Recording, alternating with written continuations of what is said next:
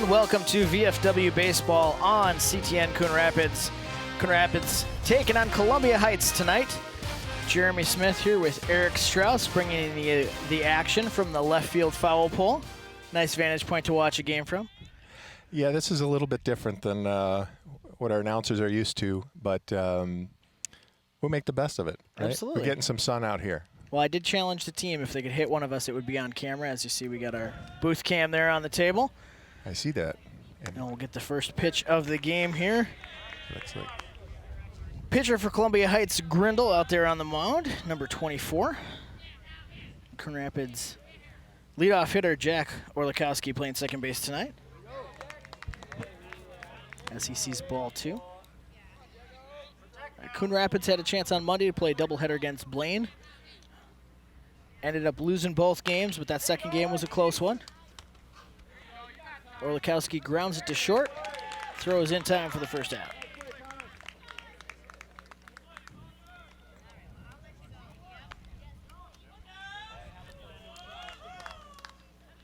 Yeah, that Blaine tournament, that was a big doubleheader, I should say, on Monday night for the post 96-25 for Coon Rapids. Going in, they really wanted to at least split as they were battling. Their conference is very tough.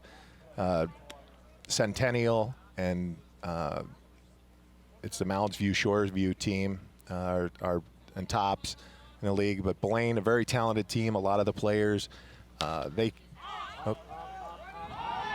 we see Dawson Chambliss pop one into shallow left field. Shortstop ranging all the way back to grab that one.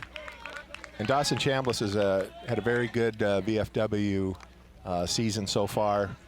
He's one of their team's leading hitters. Take another look at that. He just got underneath it a little bit. Yeah, Dawson Chambliss able to get on base a couple times against Blaine, but as Eric mentioned, couldn't quite pull one out there. Blaine had a huge sixth inning in that second game of the doubleheader to sneak back in and take the lead in that one.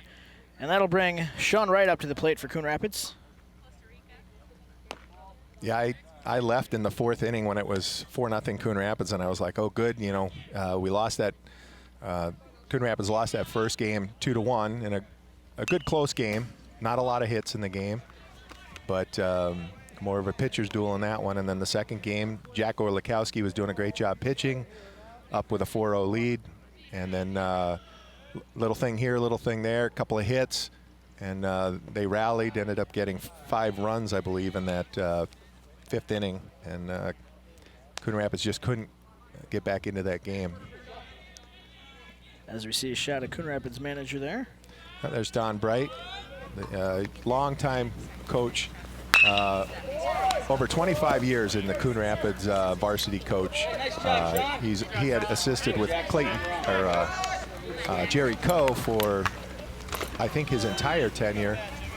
Jerry Coe just retired last year. Matt Mossy now at the helm for the Coon Rapids varsity team, and Don Bright still assisting with the program. So 25 years, good long time to be supporting Coon Rapids baseball. There you go, and he's got Sean Wright on first base after his single to right field. That brings up Jackson Aurelius with a man on first and 2 down.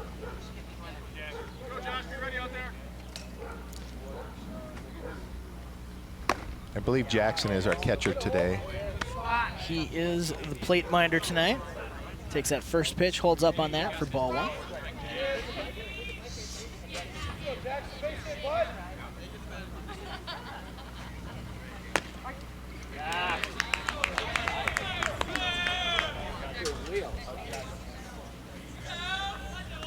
Two-0 count to him. Mentioned Grindle out on the mound for Columbia Heights. That one smacked foul. Just out of play down the right field line. Bring the count to 2-1. You know, if we get a shot of Coon Rapids dugout, I always liked. They do this at the varsity level, Legion and VFW, and all the players standing up at attention if they're not in the game. Watching, there you go. You can see them on your screen. Oh, Jackson holds off on that high fastball. And that brings count to 3-1. There we see the team supporting each other and supporting the fence, right? That's true. Of course, you know, it's kind of smart. You're protected by the fence if you're sitting in the dugout. Oh, Jackson with a nice single out to right field. And that's going to move right over to second base. So back-to-back hits brings up shortstop Jimmy Brinda for Coon Rapids. Jimmy's had some key hits for the Coon Rapids team throughout this, well, pretty short VFW season. Here's another look at Jackson's swing. Nice level swing. Hit the ball where it was pitched and drove it out into right field. And Brinda went 3 for 7 against Blaine across those 2 games. So not a bad average at all. In that Blaine tournament last Saturday, the Coon Rapids team had a tough start on Friday, losing both games. A close one, 3-1 to that Shoreview Moundsview team. And then in the second game, I can't remember the score, but it was like 6-3 or something like that. Came back on Saturday morning, and it was Austin. I'm sorry, it was Minnetonka. Oh, I'll finish that story. Grindle gets Brinda to swing on a 3rd strike there. That'll bring an end to the top of the first. We'll see Coon Rapids in the field when we come back.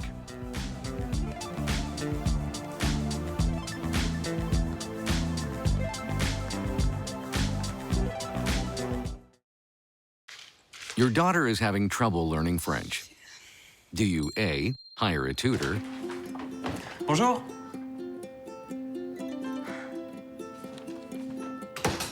B, enforce a French-only rule at home? Or C, watch some foreign films? When it comes to parenting, there are no perfect answers, but that's okay, because you don't have to be perfect to be a perfect parent. Teens in foster care will love you just the same. Leaving hot coals improperly extinguished can cause a wildfire. Hey guys, it's Smokey! It looks as if Smokey is going to use the drown, stir, drown, and feel technique. After the first drown, a good start. Next, another drink. And finally, a close feel. Is it cool? Okay. Yeah. Hey, Smokey, catch. Oh, my bad, Smokey. Only you can prevent wildfires. What to expect when you're expecting a teenager. Today we're talking about how to wake up your teen, and this works literally every time.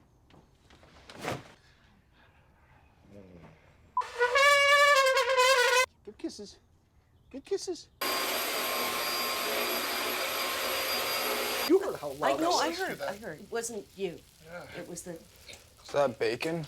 You don't have to know it all to be a perfect parent. Thousands of teens in foster care will love you just the same.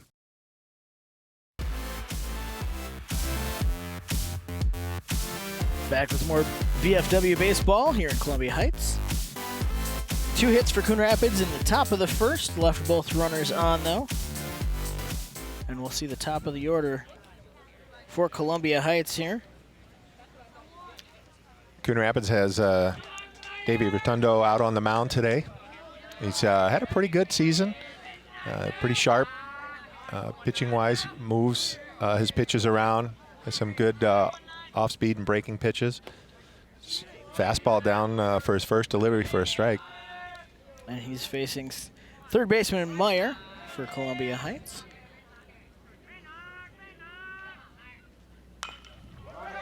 Second pitch grounded to second base, thrown over in time. Nice play there by Jack Orlikowski at second base. Stayed low on the ball.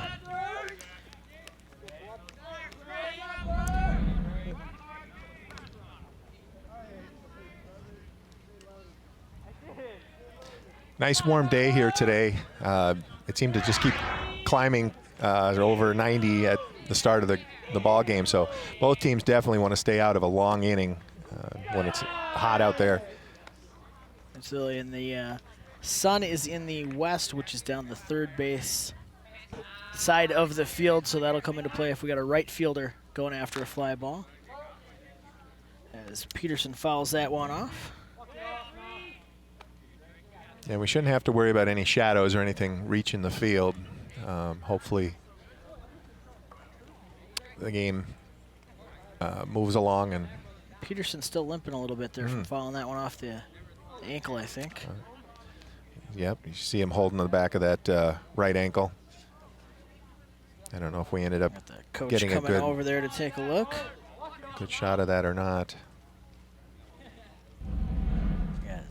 Head coach Becker over there taking a look at him as he followed that just off the inside of his right foot ankle area. Yep, that stings. Checking him out now. Make sure he can walk around on it. Looks like he'll be able to Gonna stay in there. return to the plate. Yep. Now you said it's a nice hot day. Those are antonyms for me.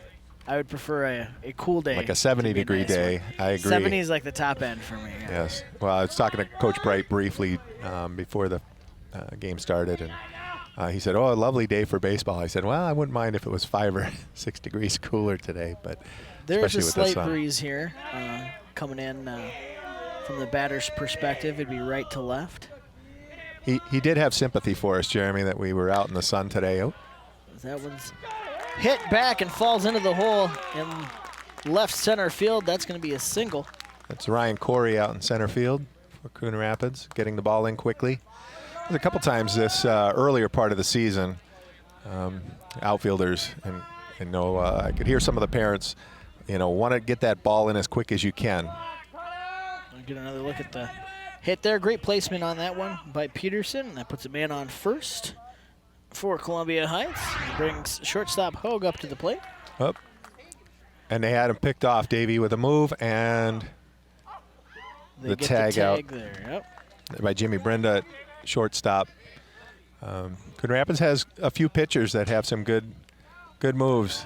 They've had several runners picked off. Here you can see the left-handed has a big advantage.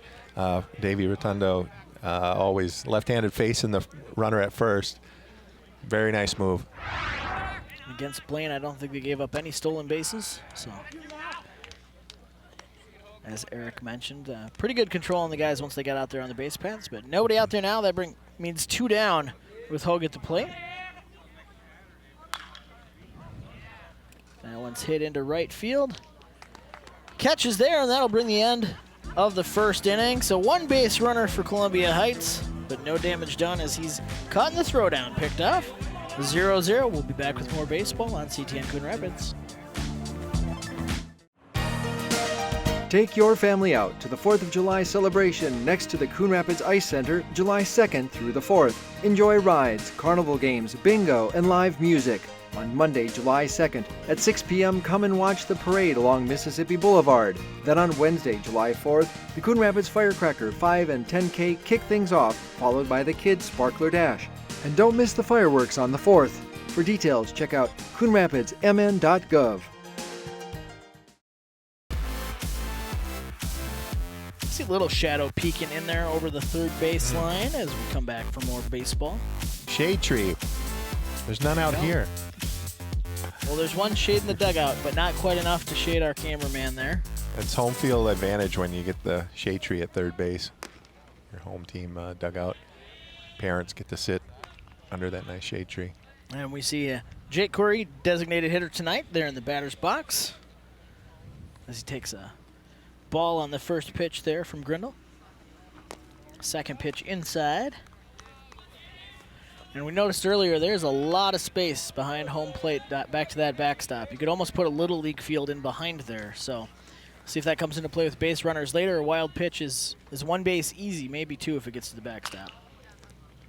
Curry grounds that one over. First baseman makes the play on his own. That's Shuck walking over to make the first out.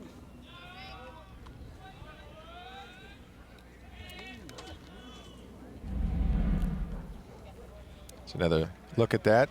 Nice level swing, but got a little bit on top. Batter's looking for line drive hits or through the hole. They'll bring Jake Whelan to the plate. First pitch strike to him. Coon Rapids loaded with a lot of pitchers, a lot of the position players like Jake. Jake's pitched quite a few innings for Coon Rapids this year, and then bounces between third and pitching. Yeah, he did Playing one of the games against Blaine on Monday. Went 0 for 3 in that game.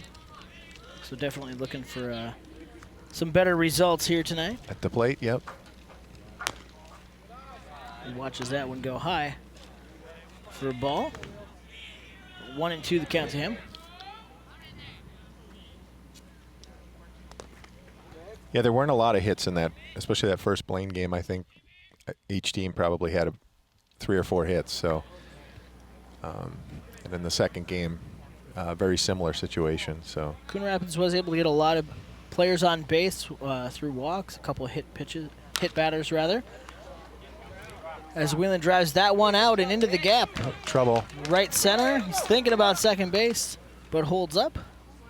And that'll be a single and a base runner with 1 down for Coon Rapids. I believe that was the center fielder. I'm not sure if it was the center fielder or the right fielder that was tracking that down, and it took a bounce and was hoping to do a bare hand catch and turn and throw, but the ball didn't cooperate on that bounce in the grass. And that brings Kyle Woodward up to the plate here. 1 down with a man on first for Woodward.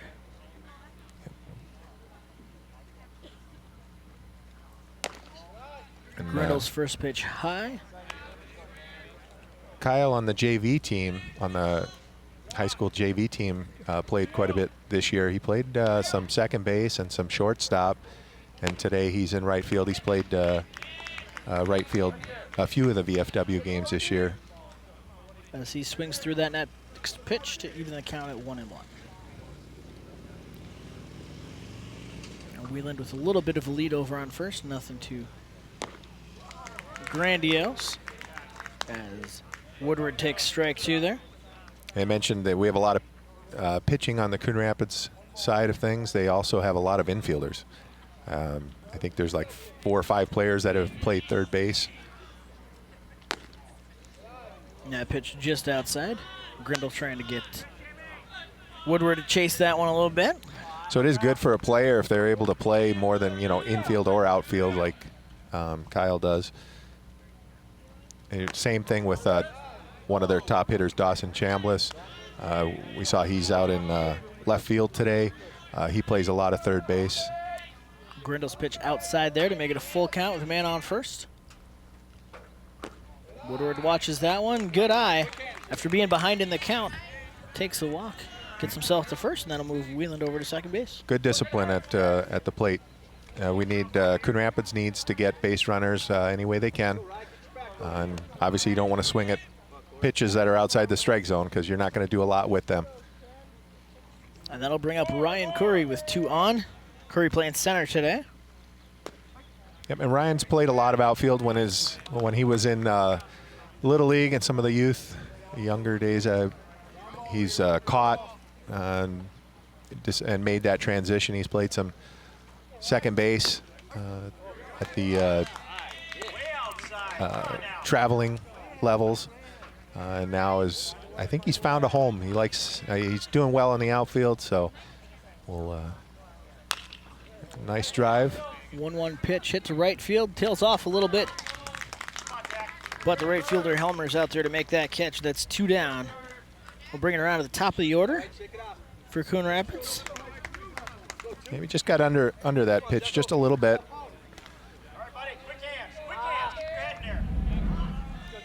Get another look at that one. Pitch was a great spot for that pitch. It was down and away. Ryan reached out, drove it over to right field, which is where it was pitched. So Jack Orlikowski steps into the batter's box and takes a ball. Orlikowski with 2 runners on and 2 outs. Chance for him to make a play here. Grindle checking his runner back at second base, make sure he doesn't get too much of a lead. Nice step off the back of the pitching rubber.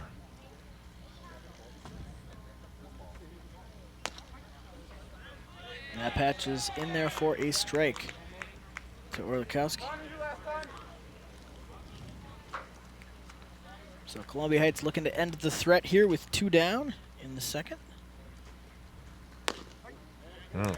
Good motion on that pitch to get in there for strike 2. Grindle's pitching really well, spotting his pitches where he wants them. keeping the ball low. Low strikes are awesome for a pitcher. One got away. He was hoping the batter, Jack Orlikowski, would swing at that, but a little outside. When you get up, 0-2, 1-2, you don't want to throw something down the plate. You want to try to get that batter to chase and strike out. That one's up high. And that brings it to a full count. Same situation as the last batter. Pitcher was ahead. But, good eye by the batter, even the count. So yeah, one thing you don't want to play around too much. That was a good pitch. 2 outs, runners are all moving. Popped up. And that is caught. Shortstop Hogue ranging over to grab that one. That's going to end the inning. So 2 more base runners left on by Coon Rapids in this second. Still a 0-0 game. Going to the bottom 2 on CTN.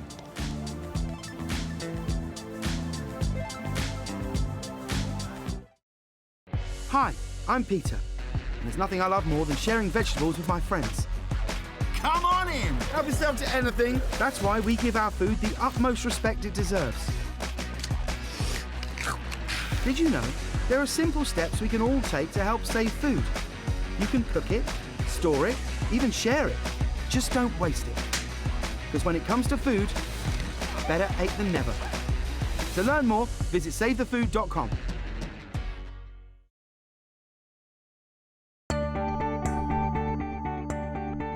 The Coon Rapids Recycling Center can help you recycle all of your old appliances and electronics. From your old refrigerator to washers and dryers, we can help you recycle your appliances and keep them out of the waste stream, which is required by state law. When it comes to electronics, some fees may apply. Check our website for more details. The Coon Rapids Recycling Center, helping you recycle even more.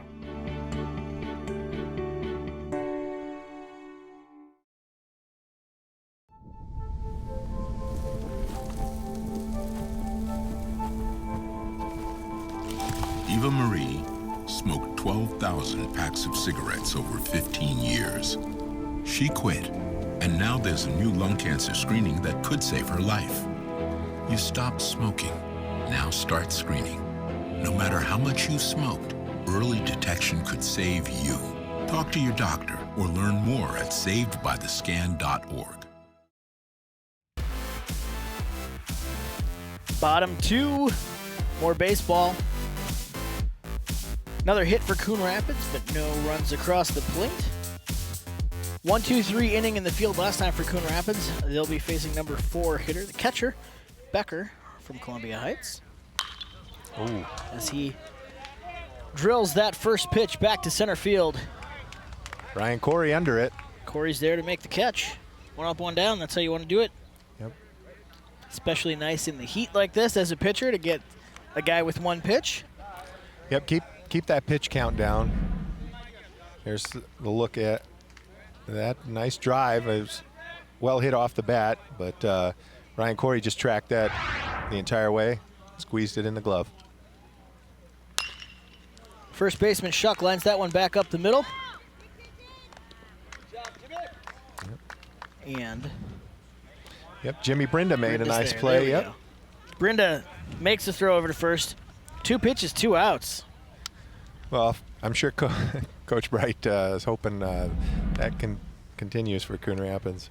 And how he always likes to say, whenever the pitchers get to bat, they have a chance to help their own cause. And here's the Columbia Heights pitcher Grindle with a chance right now. Brinda bounces that one over, and there's no question about it. 3 pitches, the shortest possible inning you could have. Now we're going back to break. We'll see you for the 3rd inning in just a minute.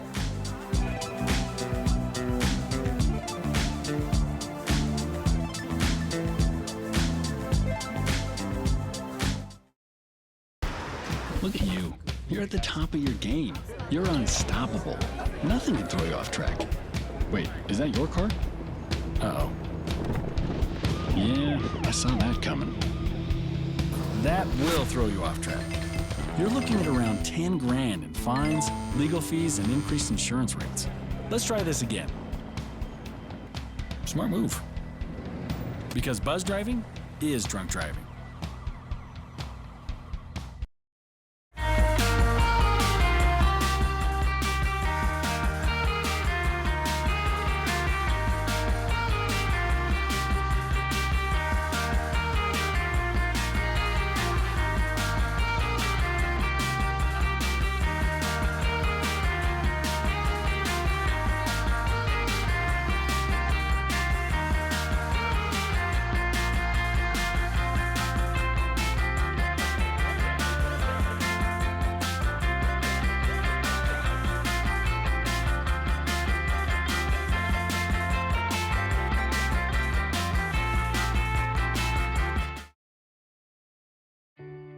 Meals on Wheels gives me a chance to be totally selfless.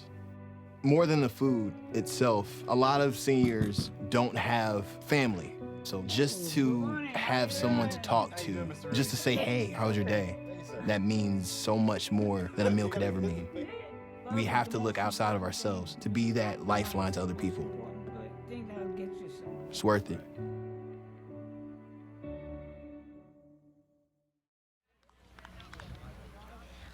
Back here with a 2-0 count to Dawson Chambliss.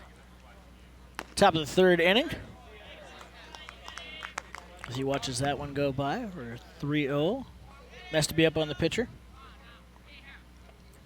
Grindle looks to get that first strike here. That one's hit down the left field line. That's going to curve just foul and roll right up to us. It's all yours, Jeremy. Yeah, almost. Another foot or two, it would have made it back to the table here. You can see left fielder Nichols grabbing that one for us. Yeah, I thought it was going to be fair, but it just kept slicing to the left and just missed the chalk line by about a foot. We did have the definitive view on that one, so yes. Good thing we're out here to make that call. As that one is high. Yeah, we could help the umpire on that call.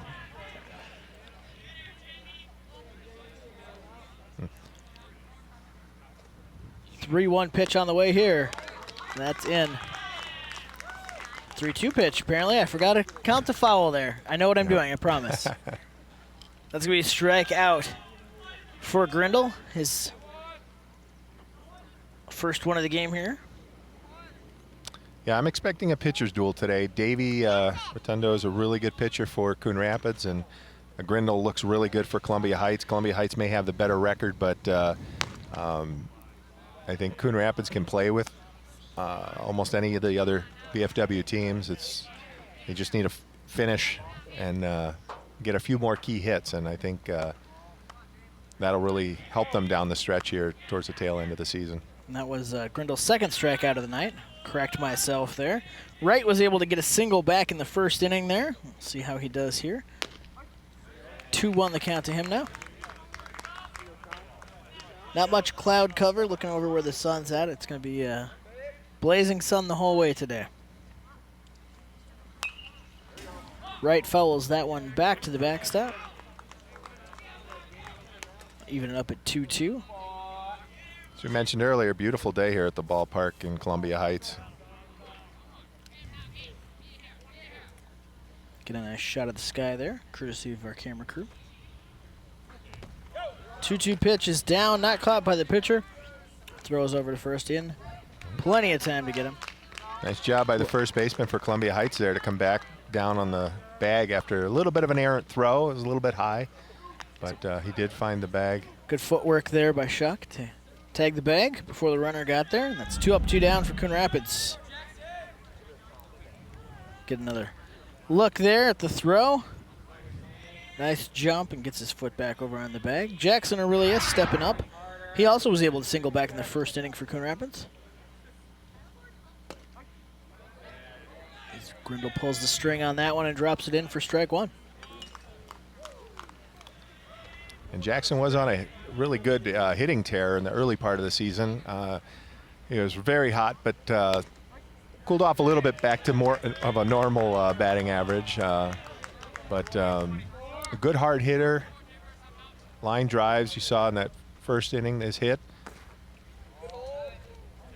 As he wisely holds up on that one. 1-2 the count now to him.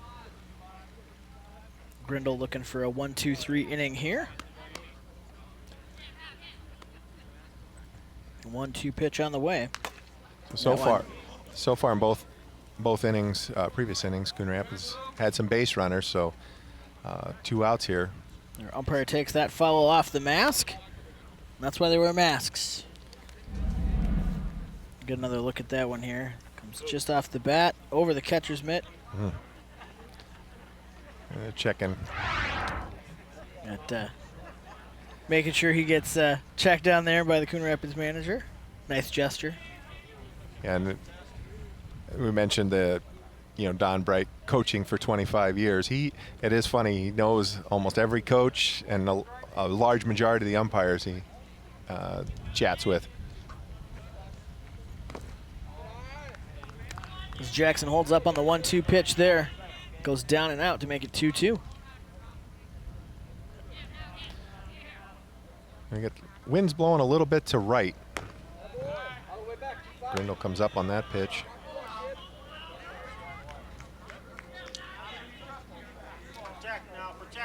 Jackson can drive the ball too, so we'll see. That pitch is high for ball 4. That'll put a base runner on for Coon Rapids. With 2 down, bring Jimmy Brenda back up to the plate. Struck out in the first. Last team he was up here. And Grindle for the 3rd inning in a row has to worry about a base runner. We'll get a pinch runner in here too.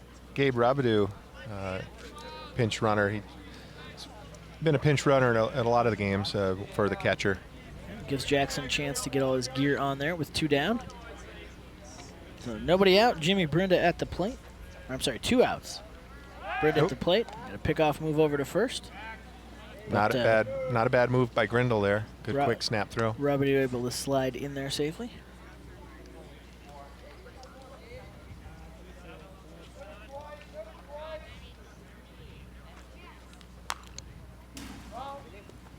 First pitch fouled back to the backs out. Hear wonderful gnats on the cage there, courtesy of Ted Anderson in the audio booth. So 0-1 the count to Jimmy Brenda. A runner on first, still a 0-0 game. That one's gonna be hit back over the backstop, foul. 0-2. And Jimmy had a great game, especially in the that Minnetonka matchup that I was talking about earlier in the Blaine tournament. Blaine ended up winning their tournament, and there were some really good teams in there, so that says a lot. But Coon Rapids on Saturday morning knocked out Minnetonka, and I know Jimmy's cleared the bases a couple times in the 6th. It was 17-0 and 6. That one he grounds to short.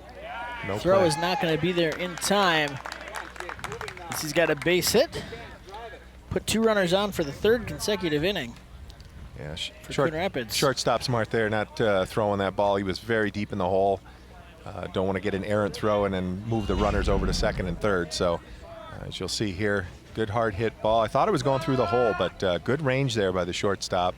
Able to squeeze that and then realized he didn't have a play on Brenda at first. So that'll bring Jake Curry up to the plate. Grounded out back in the 2nd inning. Left-handed hitter. With 2 men on here, he's got a chance as he takes strike 1.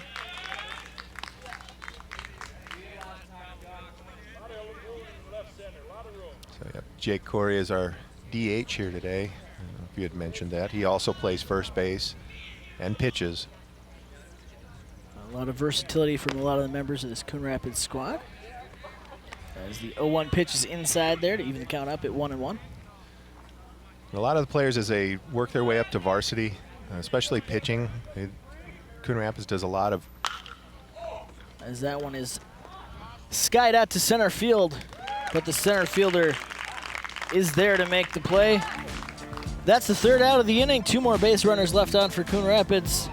A couple more hits, but no runs. We'll be back on CTN Coon Rapids.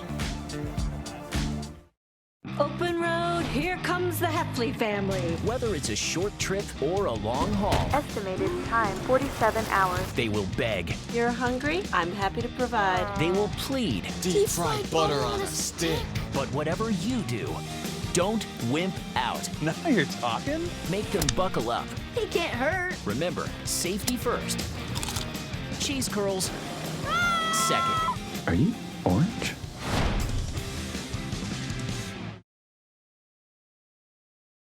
Listen, I realize that I'm not perfect, but it all really started to change because you judge me for having a problem. No one is going to know that I need help. I need help. I know that no one is going to judge me for having a problem. I realize that I'm not perfect, but it all really started to change because you listen.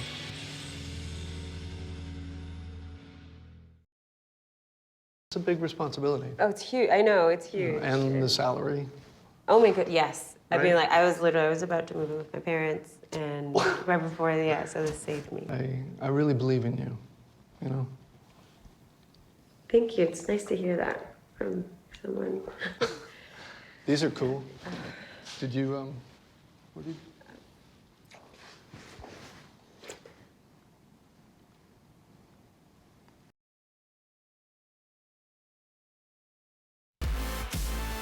Nice shot of the fans here in the stands enjoying a hot day and some hot baseball. Somebody's smart enough to bring an umbrella out there, but not me. Bring some shade. Bring their own shade. There you go. Well, hopefully he doesn't throw it at anyone. We don't want people throwing shade in the stands there. Davey pitching a great game so far. A 1-2-3 inning last inning on 3 pitches. That's right. 3 pitches last inning, and only 3 batters faced in the first after they after a single to Peterson. Peterson was picked off, so still facing only the number 7 batter here in the 3rd inning. That's a great place to be in as a defense. Deal up at the plate here, the 1-1 count. That one popped up in foul territory on the right field side. Good effort. Good effort there by Sean Wright, but he can't quite get there to make the play. Still 1-2 count though. So. Yeah, Davey's had some good outings so far this year for the VFW team. Pitched in the St. Anthony game earlier this year. That game, Coon Rapids ended up winning in 9 innings. VFW baseball is a standard 7-inning game. That's correct. For those of you who aren't familiar with the VFW, all the other rules of baseball are the same though. And that St. Anthony pitcher was on top of his game, pitched really well, and then he actually pitched 8 of those innings. So he did pitch 1 extra inning. That's the St. Anthony pitcher, and then in the 9th they brought in a replacement pitcher, and then Coon Rapids got I think 3 runs off of him. A lot of noise from the crowd there, but on the full count, is that their second? Gives up his first walk. Second base runner, is that correct? And that is their second base runner of the game. One back in the first who was picked off almost immediately. This will bring Nichols up to the plate for Columbia Heights with a man on first. And more importantly, nobody out yet. See how Davey pitches out of a little bit of trouble. We'll see if he throws over to first. Not on that first one. And the catcher there, Jackson Aurelius, looked down at first. We'll see. After that pickoff in the first inning, we'll see if they get much of a lead at first base. Rotundo makes sure to keep an eye on that runner over on first. Yep. And he'll toss over there. Keep him honest. Nichols, the left fielder. We got a chance to see him up close as he fielded that foul ball for us last half inning. And the batter's box is now comfortably in the shade for those right-handers. So that second throw over to first was much closer, a better throw by Davey. Rotundo over to Sean Wright and put a quick tag on him. Deal leans back toward the base. And that one is bunted foul. Out of play down the third baseline. So we'll see now with 1 strike, and with that bunt, we'll see if our first base and third base will be charging here. If he squares around, they're moving up. So Jake Wheeland up on the grass, but nothing too extreme. Right. So we'll see if he squares. He'll start charging. Nope, he didn't square on that one. Stays ready for that one, and that pitch is high. Make the count 2-1. No score, nobody out. Runner on first for Columbia Heights. Here in the bottom of the 3rd. Rotundo delivers. He's swinging away now. Strike 2 there. So with 2 strikes, obviously the bunt threat is off. Maybe that's exactly what they want you to think, though. That's true. If it's successful, then you're a coaching genius. Oh, this one's deep. That one's hit Ryan to left field. Left center there. Ryan Corey ranges over to grab that, keeps the runner at first. So we've got 1 down. Still with that base runner there, though. We'll get another look at the pitch and the drive to left center. Again, it was a low strike from Davey, and It was up a little higher, I think, than he wanted, and that's why I think the batter had a good drive on that. As Helmer sees ball 1 up out of the zone there. Right fielder for Columbia Heights up at the plate. Still got that runner on first. And he'll throw over to keep him there. That one was a little low. That's one where if it gets away from you again, there's a little room for it to roll behind the bag there. And we'll see a lot of teams, they'll say he'll never throw twice, he'll never throw twice. And I know from some of the pitchers, they automatically throw twice just to prove them wrong. And there's the snap throw from Jackson. The catcher. Sean Wright does a good job to hang on to that one. That one bounced before it got to him. Good idea, but again, that gets away from you. We saw one of those in the Blaine game. Got away from him, and that's extra bases for the other team.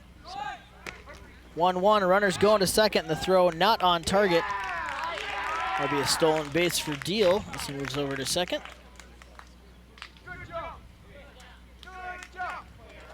Apparently a fan believes he had a good jump. I don't know if we'll see the jump, but I'm not sure. Is that last pitch a ball? Believe it was a strike. Oh, boy. That was a close pitch there, but that evens the count at 2-2. Let's see if the... At this point, Rotundo just has to focus on the batter in front of him, take care of that second out. That one is high. Called ball 3, so 3-2 count now.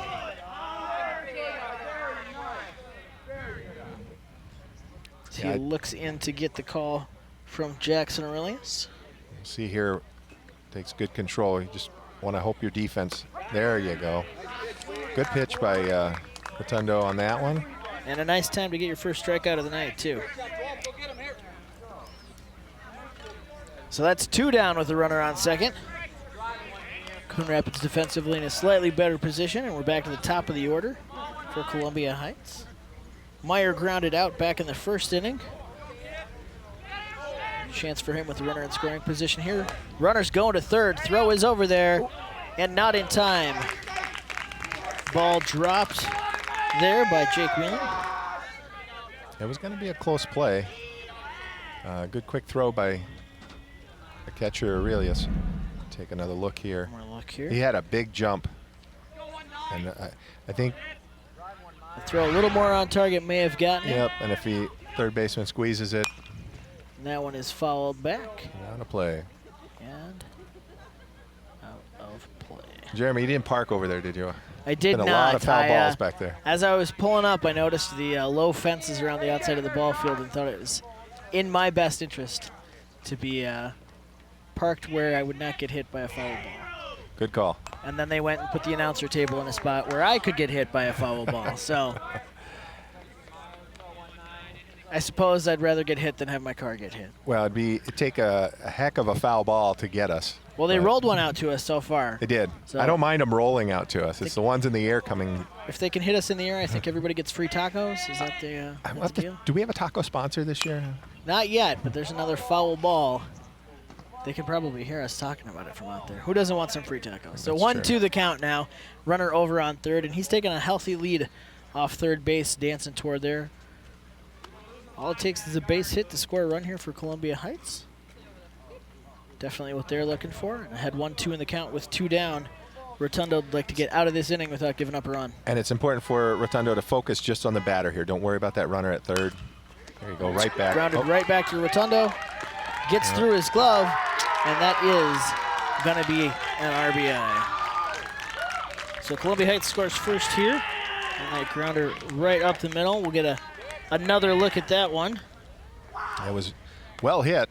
It was pretty hard, but Rotundo did get some glove on it. Just snuck underneath that glove and off to the side. He didn't quite get it perfectly. And hopped off the mound a little crooked there and bounced off sideways. So Columbia Heights able to get a run in there off of that hit.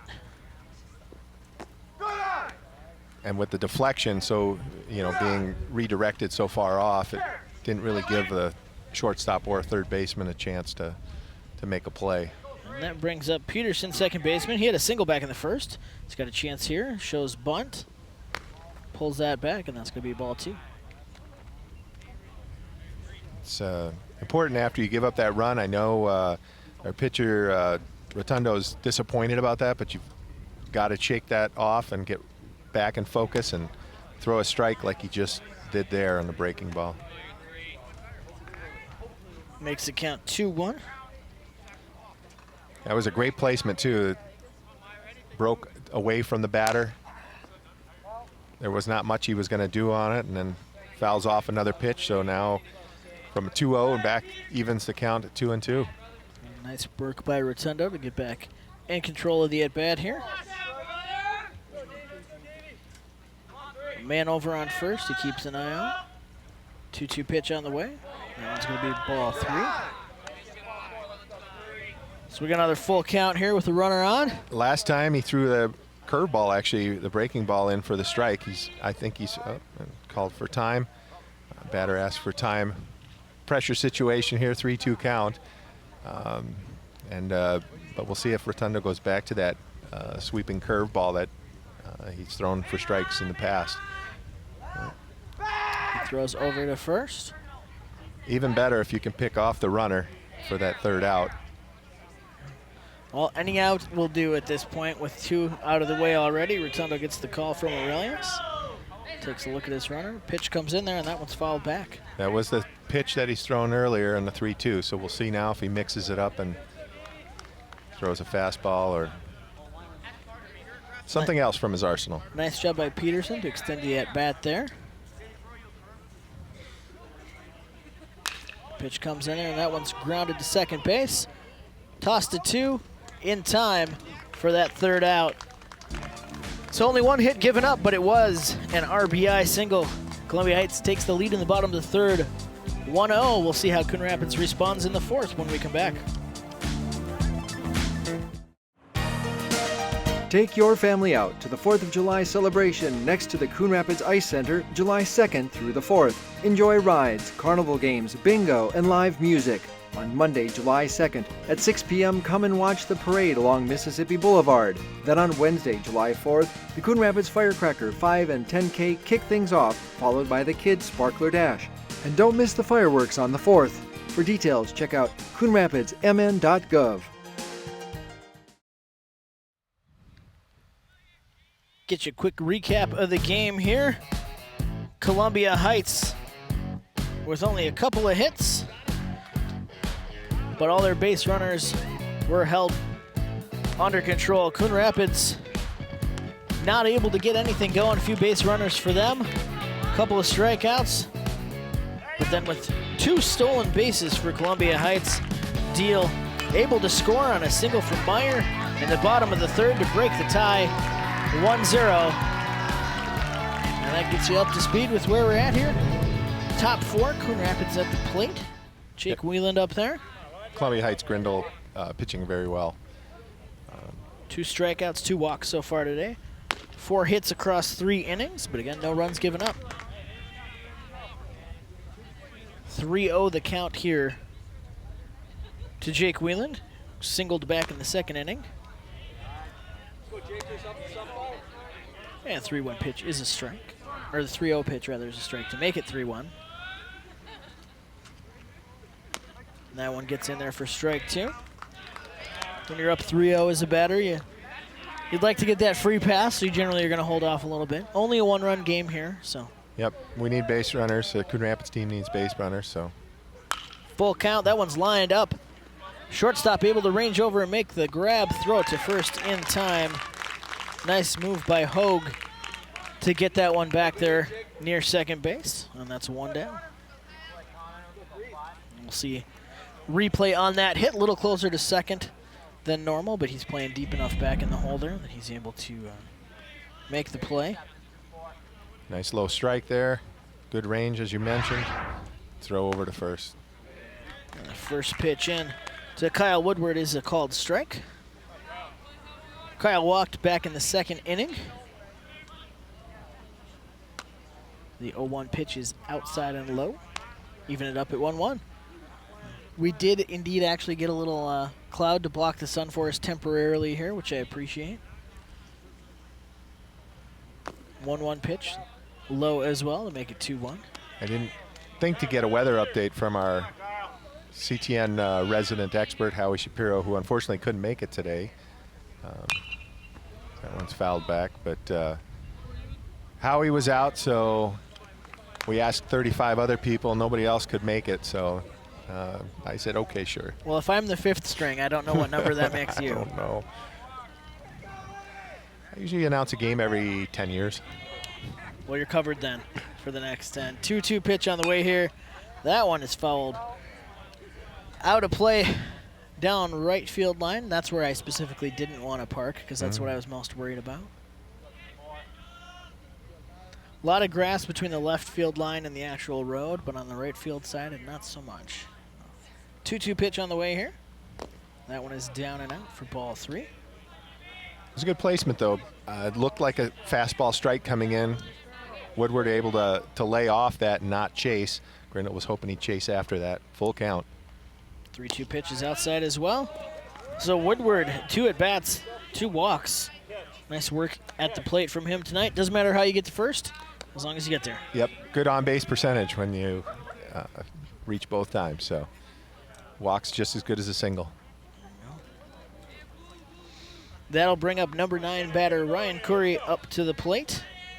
Flew out in the 2nd inning. He's got a base runner with only 1 down as he steps up to face Grindle for a 2nd time. We see Woodward diving back there.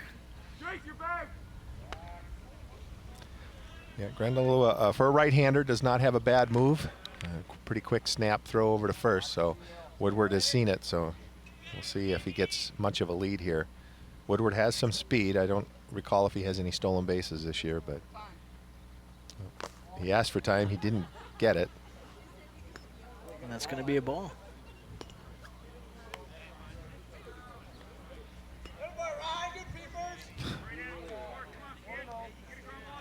So yeah, most umpires, when pitcher's about to go into his windup, they're not going to give you time. 1-0 pitch is in for ball 2. A little high and inside there. Curry lifts his arms up. See if Grindle can come back here. You don't want to go down 3-0. He does come back in there to catch that strike. 2-1. So 2-1 count here. It was close. He hit the bottom part of the strike zone. So his call's a little quiet. I'm used to the loud umpires who make a bit of a show, but this one's driven out to center field. It's a line drive. Right out there to Deal, who scored last half inning, able to catch that one there. And I talked earlier about getting the ball in quickly. Deal actually threw it back to first because Woodward got a good jump at first. If the ball would have fell there, you can see Woodward, oh, I'm going back, and here comes the throw. Chased him back, but Woodward back in time. Brings us back to the top of the order, Jack Orlikowski. First pitch outside there for ball number 1.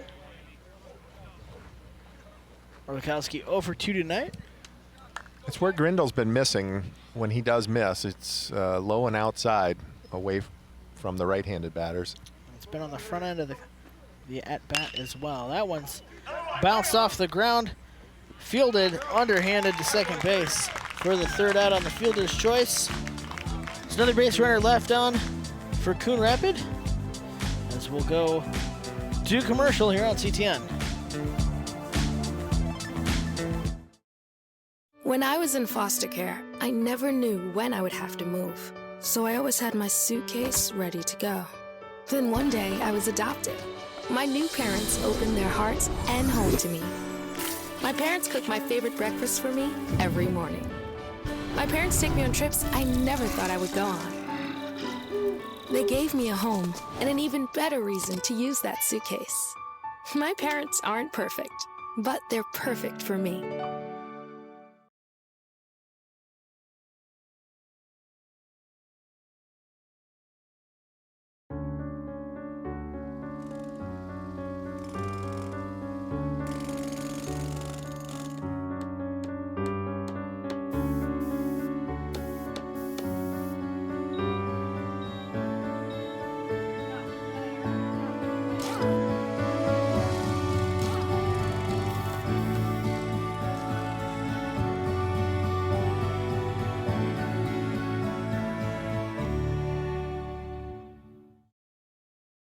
It appears these hot ashes are about to be dumped, which could possibly start a wildfire. How will Smokey deal with such a hot situation? The garden hose defense. Next, a thorough stir. Then another spray. And finally, feeling if the ashes are cool. Oh, yeah. Ah, yes, the selfie. A ritual practiced so frequently with this tribe, but not so much by Smokey Bear. Only you can prevent wildfires.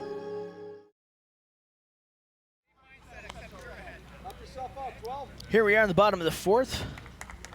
First pitch to Hogue, ball number 1. And that one is driven out to left center field. Gonna be trouble. He's back. That's behind the fielders. Going to be scooped up. He's digging for 2 as the throw comes in. Slides in safely for a leadoff double. Columbia Heights. Nice piece of hitting by Hogue there. Yeah. Split the outfielders right in the gap. Both of them made a good effort on the ball. Broke quickly, but it was a long way to run for both. And Ryan Corey got the ball in quickly. Directly throwing it into second base to Jack Orlikowski. Speaking of the outfield there, we've got a substitution out in right field now. We've got Gabe Robideau. He was a pinch runner last inning, I believe. I believe that was. And he is out in right field now. We'll see how that changes our batting order next half inning. So he's in for Woodward. 1-0 pitch placed well for strike number 1. To Becker. Becker flew out back in the second inning. He's got a man on second with nobody out here. Columbia Heights has that 1-run lead. Definitely looking to add to that here in the 4th inning. It's a difficult spot here with, as you mentioned, no outs. Fouls that one back. Fouled back to the fence. 1-2. Rotundo would like to start racking up some outs here. They had success running earlier. We'll see if they try to steal third here. With no outs, I don't think he'll be stealing. We'll take a look. 1-2 pitch on the way. That one is high for ball 2.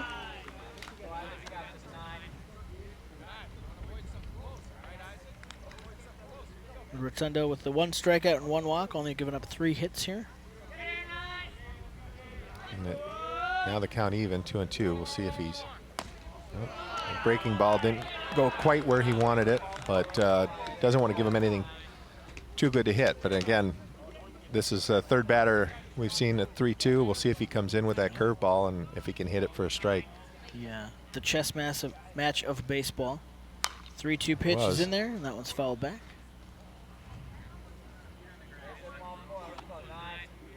Extends the at-bat here.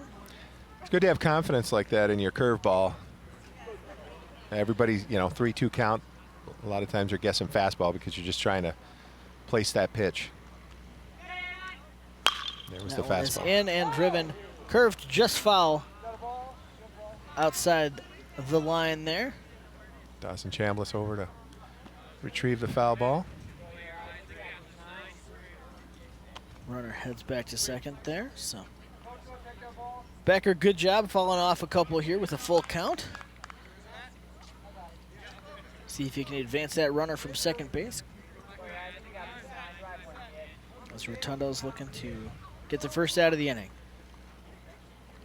3-2 pitch on the way. Runner is going. And that one is fouled off the right field line. No one close enough to make a play on that one.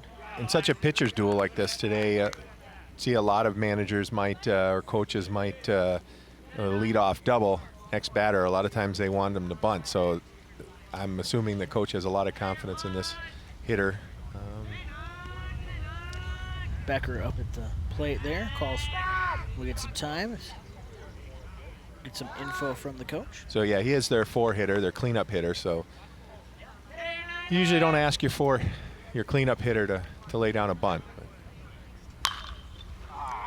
That one hit skied to center field. Should be an easy catch. And the runner's going to stay. I don't know if you could hear that, the great audio work by our crack staff, Ted Anderson. But you could hear the the batter's groan when he realized he got under that pitch and was going to fly out. So that's the first out.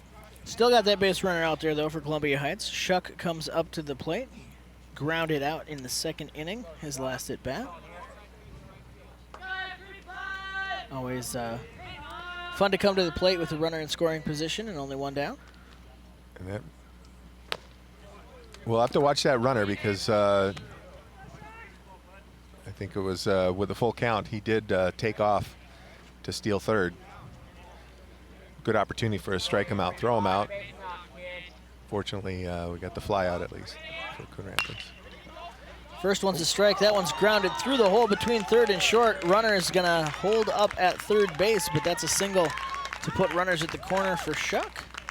Whelan got a pretty good jump on that ball at third, but was just out of his reach. See if we have a replay of that. But if I know CTN, we always have a replay of that. And here it is, another good look at that one. Grounded just between third and short. Great placement on the hit to put runners at the corner with only one down. And that'll bring up the pitcher, Grindle. And we'll see how Aurelius, the catcher, gave the sign to the infield that with only one out. A lot of times you'll see the runner at first take off, and they'll try to, even if they have to sacrifice a run, but the infield will, there it goes, and then they throw right down to third. That's kind of what the call was. Most teams won't throw down to second with one out, especially in such a tight game that we have here today. And again, that's a situation where you definitely want to make sure your throw is on target, that one gets by and a run scores. So runner moves over to second base. So runner's on 2-3. Oh, that's trouble. That's in the gap. In the gap. Deep right center field. It's going to roll all the way back to the fence. That's going to score 2. And that is an RBI double for Grindle, the pitcher. So keeping Coon Rapids off the board from the mound and putting 2 more runs on the board from the plate. And that's why Columbia Heights has their pitcher hitting. You know, Coon Rapids rarely does that, but you can see Grindle's a really good hitter. He squared up on that. A little bit high pitch, but went all the way right to the fence. And they did get it in quickly, but still a double for Grindle. Now bring Deal up. Deal was able to walk last inning. That one's popped up in the infield. Bit of a golf swing there. He went down low for that. Orlikowski made the catch on that one for out number 2. A lot of range there for Orlikowski. It was nice. It was a nice little bloop pop up there, so he had time to run over almost to first to squeeze that. So that's 2 outs. He was playing a little bit behind second base there with the runner on second. With 2 down, Nichols comes up to the plate, left fielder. Still has a runner in scoring position. Takes ball 1 low. Yeah, if you're missing your spots for the pitcher, better to miss a little low as long as the ball isn't in the dirt than to come up a little high where right in a sweet spot where the batter can tee off on it. And both Aurelius for Coon Rapids and Becker for Columbia Heights doing a great job keeping the ball in front of him. We've seen more than one pitch hit the dirt, but nothing that's gotten by either catcher. 2-0 count here. Rotundo. Couple of hits and a couple of runs here in the 4th for Columbia Heights as that pitch is that was not nowhere quite near have any motion where on he it. wanted it, yes. Yep, that one I think slipped out when he was coming through his follow through and very high and outside. So that makes it 3-0 in the bottom of your frame. You see Grindle on second taking his lead. 3-0 you're going to take pretty much every time as Nichols does take strike 1. Still got a little bit of a breeze out here. It's cooled down a bit. Not in the 90s anymore, so we're in the 80s now, which is a little bit better. That one grounded to short. Scooped up, thrown over there for the 3rd out of the inning, but not before Columbia Heights puts 2 more on the board. A 2-run double from Grindle puts them up 3-0 as we go to the 5th inning here on CTN Coon Rapids.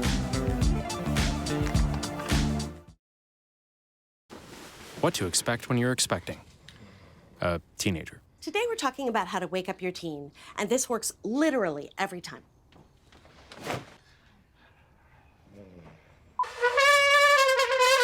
Good kisses. Good kisses. You heard how loud I know, I I was to heard. that. I heard. It wasn't you. It was the. Is that bacon? You don't have to know it all to be a perfect parent. Thousands of teens in foster care will love you just the same. There's a lot of fear in coming back to school.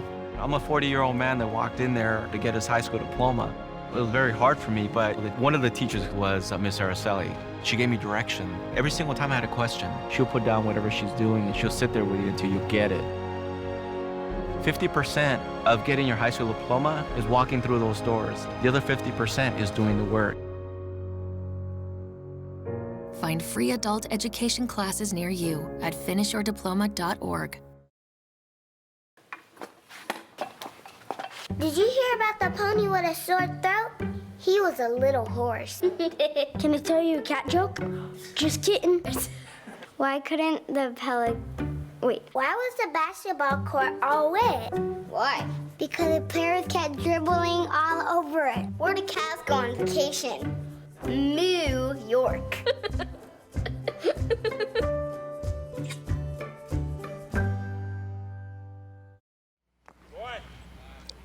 Back here at the top of the 5th. First pitch to Dawson Chambliss is low for ball 1. That one just over his head because he ducked. Had he stood up, he would have taken a trip to first after a concussion check. 0 for 2 night for him so far. One of those reasons they wear helmets. One of the many reasons. That pitch is in there for strike 1. Makes the count 2-1.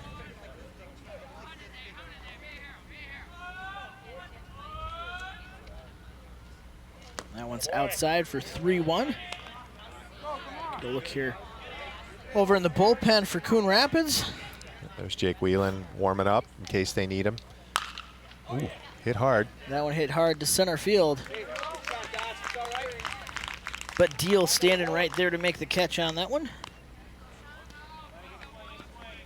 I'm assuming Coon Rapids will stay with Davey unless there's an issue for another inning, but always good to have somebody warmed up in the bullpen. Here's that swing. He hit it square, but right at the center fielder. Sean Wright takes ball 1. Single back in the first for Sean. Second pitch is outside, or not. Nice spot for Grindle. He's been working that outside low corner. That one's fouled off toward the car area in right field.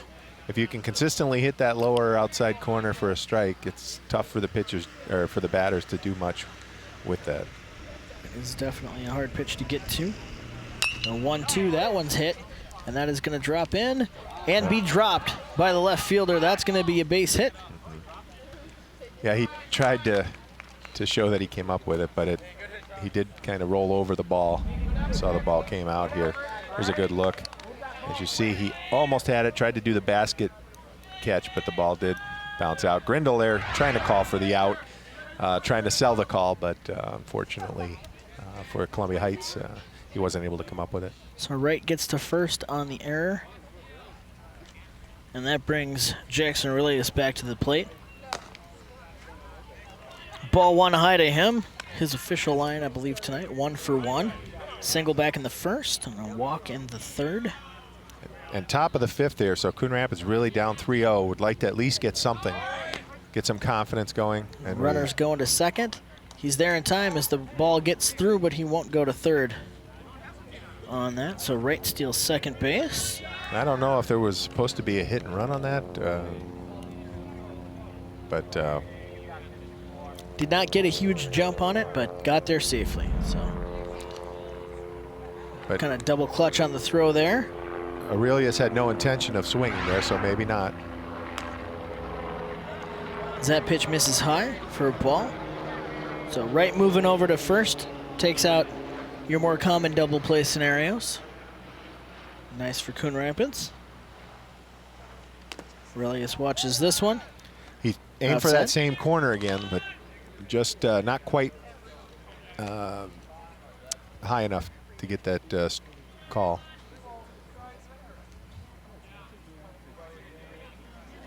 So 2 on the count then.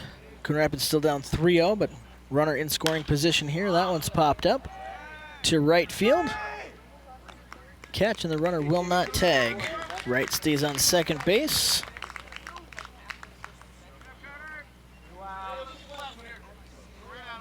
So that's 2 down. And that'll bring up Jimmy Brinda. Again, Jimmy had some key hits on that Saturday morning game against Minnetonka. We'll see if he can come up with a key hit here. It's usually a tough batter.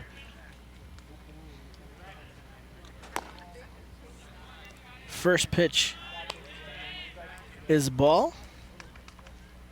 And Brinda had a single his last at bat in the 3rd inning. Hits that one, and that is fouled out of play down the right field line. Out behind the dugout there, searching for a car to hit, right? Yeah, I'm sure that most of the residents around here, they know they don't park on the street, but sure. That one's hit our way, fouled up.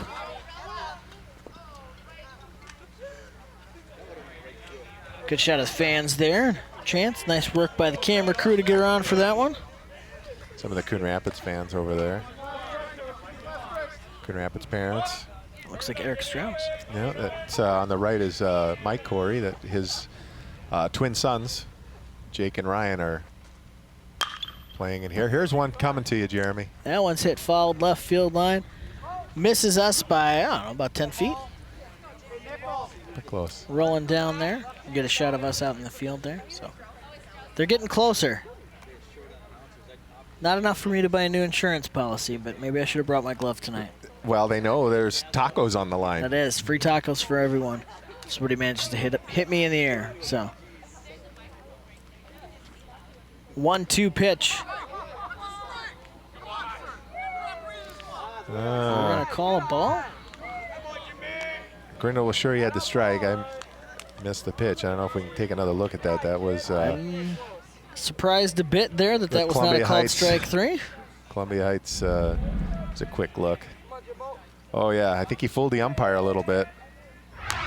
They thought they had the strikeout and they were keeping an eye on the runner, but just about got our first base camera operator. Brinda fouls one off over there. Get a shot of Dog got that one. There you go. Souvenir. I'm sure he's got a good collection over there in that yard. Much like the Sandlot, right? Got the beast over there. Mm-hmm. Now everybody knows where James Earl Jones lives. Great.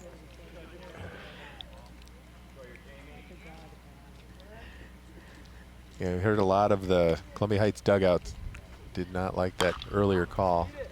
2-2 pitch grounded to third, throw over to first. Bad throw, and that's going to bring a run home for Coon Rapids. Umpire waves that the ball is out of play, so that'll just be 1 base. But on the throwing error, Brinda's able to get over to second, and Wright's able to come in and score and get Coon Rapids on the board. I think that's what Coon Rapids needed right now. I know fielder was not happy, the third baseman there. Did just short hop right in front of the first baseman. We'll see now the Columbia Heights coach going to come out and talk to Grindle. I think he'll make a move here, but he just kind of wants to stress the importance. You got a runner at second. You know, we're up 3-1. Settle down and get that third out, finish off the inning. See the conference out there. Grindle's pitching well. He really should have had the out. That run is unearned on the error. Second error of the night for Columbia Heights. 4 hits for each team so far, so been pretty even everywhere but the scoreboard, but Coon Rapids is working on getting that back in. See the manager Becker out there talking to his team.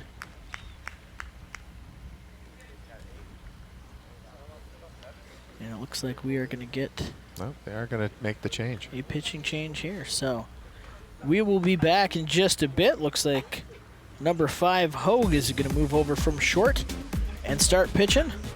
We'll have the rest of the info for you here in the 5th inning on CTN Coon Rapids.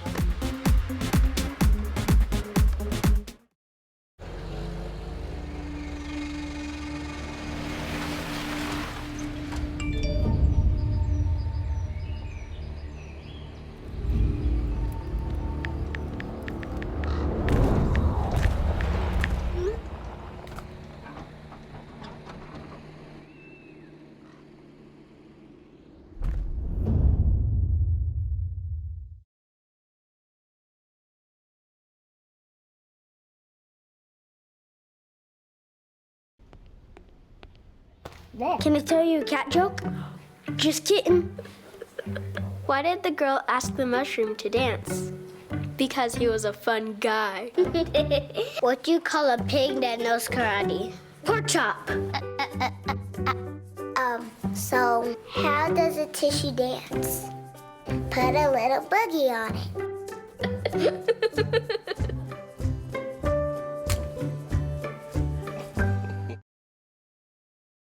Completing high school is more of a social thing than it was an academic thing. Even though all these years have passed, I still had that longing to have my diploma. I have a mentor, and she convinced me to continue my education. No one receives a diploma alone. If you're even considering getting your high school diploma, go get it. You can do it. Find free adult education classes near you at finishyourdiploma.org. Back here, top of the 5th with 2 down. New pitcher on the mound for Columbia Heights is Hogue, who was playing shortstop. Shortstop position now occupied by third baseman, and Grindle, the pitcher, has moved to third. 2-0 count here with 2 out. Man on second base. That one's inside. It's Jake Corey, I believe, at the plate. It is indeed Corey. 0 for 2 tonight, but up 3-0 in the count right now. And watches that one go in for strike 1. Definitely this umpire does have a delayed reaction and a quiet call. 3-1 pitch. That one is grounded to the second baseman, who throws over. That'll end the inning here. So new pitcher and some defensive adjustments. But Coon Rapids puts 1 on the board to make the score 3-1 in favor of Columbia Heights, who gets a chance to bat here in the bottom of the 5th. We'll be right back with more VFW baseball on CTN Coon. Fast-paced family life in need of a slowdown? Hello, I'm Dr. Spruce. Did you know all those green shapes on maps are parks and forests? It's true. Visit discovertheforest.org and plan to visit a park or forest near you, instead of just wondering what it would have been like. While the word forest might make you think of distant lands from far, far away, please note parks and forests are closer than you think, which means things like beautiful scenery, fresh air, and family time are also closer than you think. Your daughter is having trouble learning French. Do you A, hire a tutor?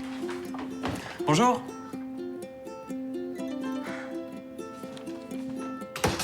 B, enforce a French-only rule at home? Or C, watch some foreign films? When it comes to parenting, there are no perfect answers, but that's okay, because you don't have to be perfect to be a perfect parent. Teens in foster care will love you just the same. Some defensive changes for Coon Rapids here as we go to the bottom of the 5th. See a new third baseman there, Brandon Strauss. Player that Eric is familiar with. I've seen a few of his games, yes.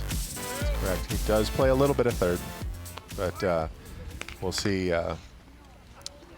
He's usually a little more at home at pitching, but he does still love to play third base and hit the ball too. Speaking of pitching, Coon Rapids, as you see, has a new pitcher out there on the mound, Jake Whelan, who was playing third base up until now. But he's going to take over for Rotundo. Rotundo gave up a couple of hits and a few runs there. We'll see how Whelan does. 3-1 game right now. Coon Rapids down. We're in the bottom of the 5th. Columbia Heights, the number 9 batter, up to bat here. Helmers is up. Struck out in the 3rd inning. Whelan's first pitch to him is high for ball 1.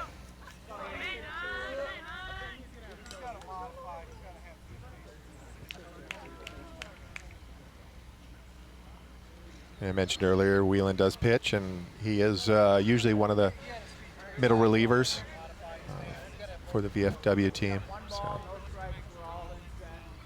So 1-0 count as the umpire explaining some stuff there. I didn't catch that. Everything. He was asking for some space on something. I think the first base coach was a little closer to first than he would have liked, so he's asking him to back up a little ways there. 2-0 the count here.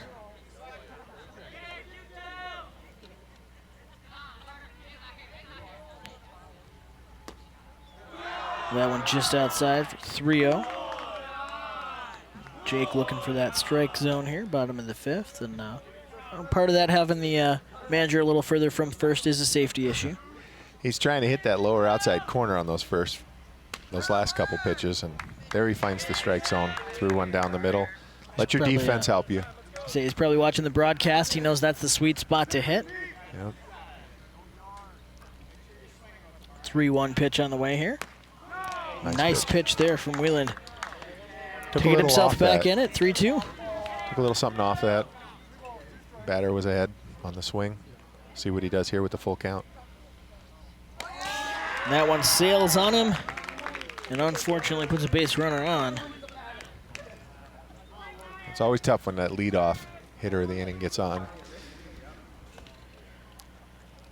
But at this point, as a manager, you gotta make sure your pitcher knows not to worry too much about him. If he gets a lead, you can pick him off, but for right now, focus on the task at hand, and that'll be number 1 batter. Meyer, 1 for 2 today. Singled in the 3rd inning and get that pickoff throw to keep the batter at first, or the runner at first, rather. Yeah, keep them honest. You obviously, you want to, if they are going to run, if Columbia Heights is going to run, you want to give your catcher a chance to throw them out, not give up that big lead. That pitch drops in there for a strike. Nice pitch by Whelan. He does throw a lot of breaking balls. We'll see that last one. Curveball in that inside corner. Good placement. Let's see if he goes away this time. 0-1 pitch. Bunt shown, and he does go down and away indeed for ball 1. Just a little further away than he wanted. Meyer flashed bunt for a minute there. We'll see if that's the call for him with a 1-1 count. A runner on first, nobody down here, bottom 5. Good Shows pitch. bunt, and that one bounces back behind the plate, follows it off to make it 1-2. Another curveball there, and it was a good placement. Was going to be a low strike. That's a tough one to lay down for a bunt. Yeah. Yep, when it's moving and dropping. And now with 2 strikes, I don't think we'll see the batter bunting here.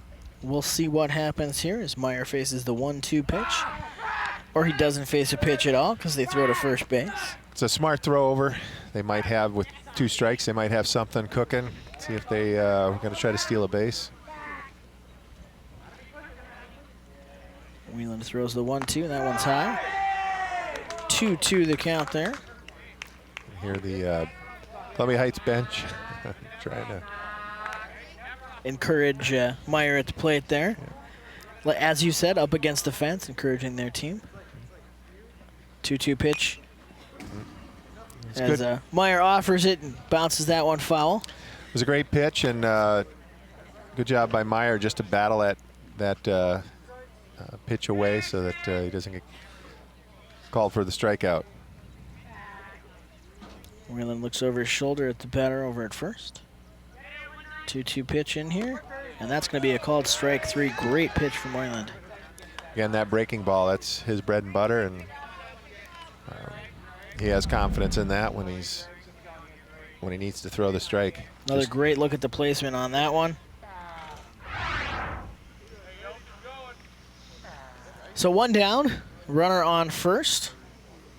I'll bring Peterson up. Peterson had a single way back in the 1st inning, but then was picked off of first base. Left-handed batter. Oh. Way inside there. I don't think turns out of the way on that one. Whelan was trying to brush him back or anything like that. It just got a little further inside than he wanted. We started him inside. We'll see if he decides to go to that outside corner. I think that's where the catcher's setting up. 1-0 pitch does go down. That one's grounded. No play at second. No play at second, but they do get the out at first. Thought about that double play for a second, but it was a slow roller, and the runner had a decent jump, so got the sure thing at first. That and the second baseman, Orlikowski, was already, his momentum was going towards the ball, towards first base. So rather than take a chance with trying to turn, and you love to get that lead runner, but now with 2 outs, the runner's at second, you got that sure out at first. There you go. That'll bring Hogue back up to the plate. Hogue hit a double in the 4th inning and then had a chance to come around and score. That pitch bounces up and away. Throw is not going to happen to third base as the runner advances. Yeah, that's the problem when you're trying to work the lower part of the strike zone. If the pitch gets a little bit away from you, it hits the dirt, it's tough. Aurelius has done a pretty good job keeping the ball in front of him, and that one just scooted off to the side, enough for the runner to move to third. So 1-0 pitch there to Hogue.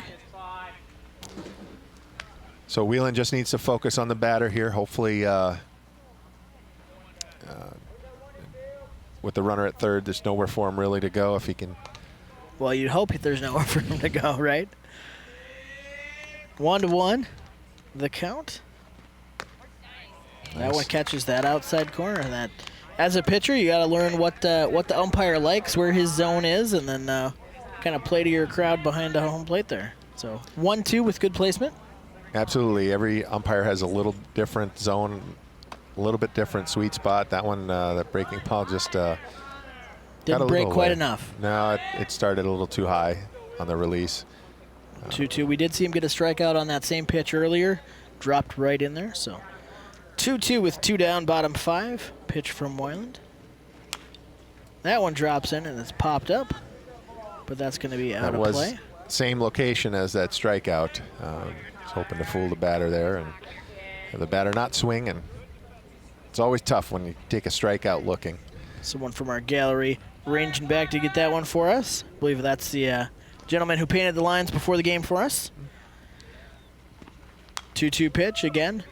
Got him to chase. That was a tougher pitch. It was in the, I don't think that was going to be a strike. It was up a little high in the zone. That one's not just high in the zone, but in the bushes across the street. So no dog to retrieve that one. We'll see if somebody goes after it. A couple players, I think, heading over there. Good job to stay alive in the at-bat here. Hogue falling off a couple. 2-2 with a man on third. His team up 2 runs. 2-2 pitch comes in. Fouls off another. Nice pitch by Whelan there. Again, that was that same pitch. It's coming down the strike zone and on the high side and drops to the bottom part of the strike zone. So we'll see if Aurelius keeps calling for that same one here. 2-2 pitch on the way. That one popped up again, but that one might stay inside the fence. Aurelius makes the grab, bounces off the fence, and that ends the inning. So no more runs for Columbia Heights, but they are still up 3-1. We will go to the 6th inning here on CTN.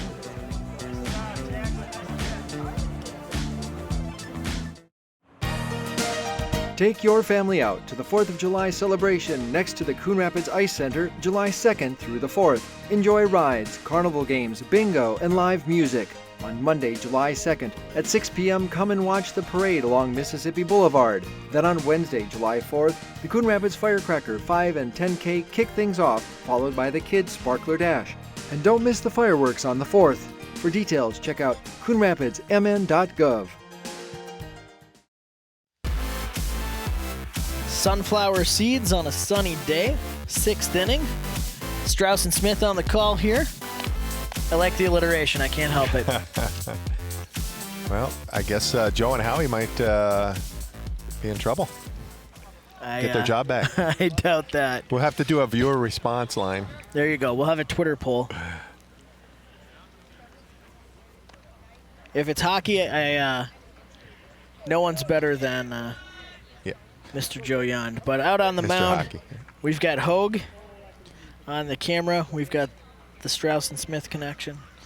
It looks like Jake Whelan will stay in his hitting position as he steps into the box. He was playing third. He's moved over to pitch now. We got a chance to see him get a strikeout last inning. Hogue taking over here this last half inning on the mound for Columbia Heights. 1-1 count as he faces Wheeland here. We'll see how the rest of the Coon Rapids batting order changes with their defensive shifts. And that one's high as well, 2-1 the count.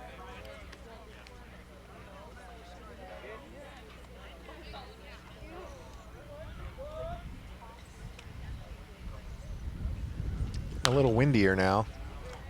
A little bit more wind, and that one's fouled off to make it 2-2. I think that one ended up in another yard. One of the benefits of living near the ball field is free baseballs, Free right? baseballs. There you go. Yeah, all the kids in the neighborhood should be able to grow up playing some baseball. 2-2 pitch is way out. You don't find many gloves, though. Not a lot of gloves get out there. A bat every once in a while, that's rare, but 3-2 the count, full count here with nobody out. Wheeland fouls that one. Backing out of play. Yep, Wheeland battling here. Across the street again, that same house. Yep, and probably pull that car into the garage maybe. Well, I don't know if they got the game schedule. They may not have known that we were here today. That's true. We did get a call. Columbia Heights will be playing the game back in their area. It's live today in the Coon Rapids communities. 3-2 the count here to Weiland. He holds up on that one. It is high. And he gets himself to first base for the second time this game after a single back in the second. And Coon Rapids has a base runner with nobody out. Nice job there by Wheeland to lay off that. And we got a pinch runner in for Wheeland since he's the pitcher. That is the first time this game that Coon Rapids has gotten a player on first without anybody out, so it's a good start to this inning for them. Looks like we've got... This is Chasm. There we go. I found him on my list. Yep. So, Kazan, is it Diekman? Yep, we got a stolen base. A pinch runner. Pinch runner pinches his way to second. Is that how you say it? I think so. I'm pretty sure. We'll go with that. Well, ball one to Kazan here. He swings through that one to even the count. 1-1. You'll always hear a lot of parents saying, keep that chin down on the ball. So. And that's going to be a strike. Make it 1-2.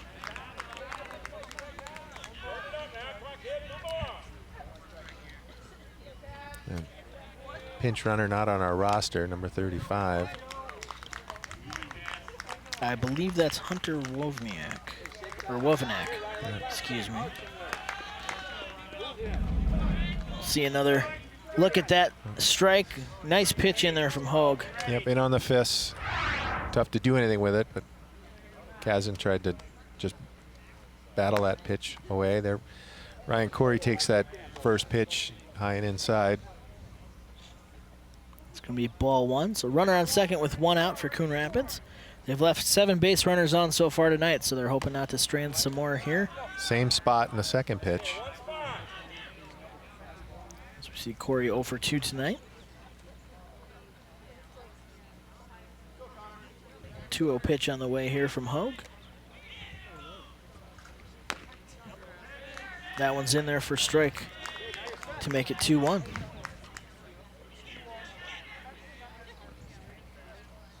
Definitely cooled off to a comfortable temperature out here. That one's fouled back to the screen to make it 2-2. Yeah, we may have, it seems like it's dropped at least 10 degrees when that sun goes behind the clouds. It definitely helps.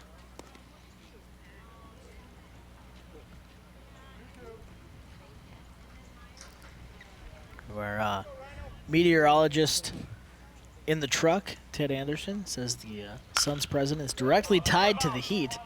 as that one is bounced over, played by the shortstop, who throws to first for the out, but with no one covering third. Good play by Hunter Wovniak to move his way over to third base. Well, both third baseman and the shortstop went in to play that ball. You'll see on the replay here. I thought Grindle was going to get that, but good range by the shortstop. His momentum going that way. And again, just got Ryan. Wovniak, good heads-up base running to notice nobody was on the bag, and he ran over to get to third. So ground out, but it does move the runner over in a close game. That might be helpful. You see how quick Ryan Corey was getting down to first. That was a bang-bang play at first, and ball was charged hard by the shortstop. So nice defensive play there for Columbia Heights. Good work by Becker to keep that pitch in front of him as it was in the dirt. 2-0. Orlikowski up at the plate right now. Still looking for his first hit of the night. 2-0 pitch comes inside. And we're at 3-0. Jack's usually pretty disciplined at the plate, so we'll see here. I'm guessing 3-0. He's probably going to try to get runners down 2 runs. Especially in the 6th, and that one does miss outside. Only Hoag's first walk that he's given up yet tonight. I'm sorry, I had that tallied wrong. Leadoff guy walked to first base this inning. And now with 2 outs, we'll see. Runners at first and third. If there's 1 out, I think they would send Orlikowski from first. But 2 outs, Orlikowski's quick. And that is your tying run at first base. Fakes but doesn't go. Is that way your runner at first going to second? They try to draw that throw, and that's when the runner at third base, Hunter Wovniak, could score. So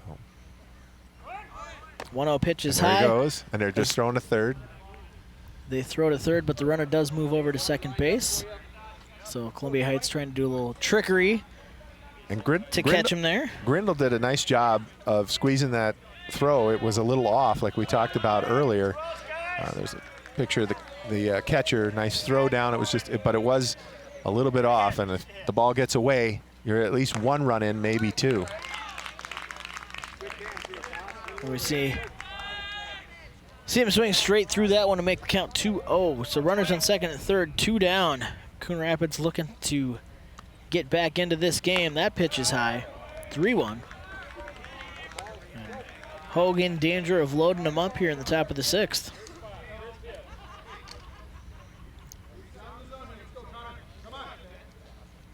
The 3-1 pitch here on the way. And that one is going to miss for a walk. So bases loaded, 2 down. And we'll see who Coon Rapids is sending up to the plate here. Sun peeking back out from the clouds and the heat's turning up, and it looks like the manager's going to come out to talk to Hoag about the situation out here.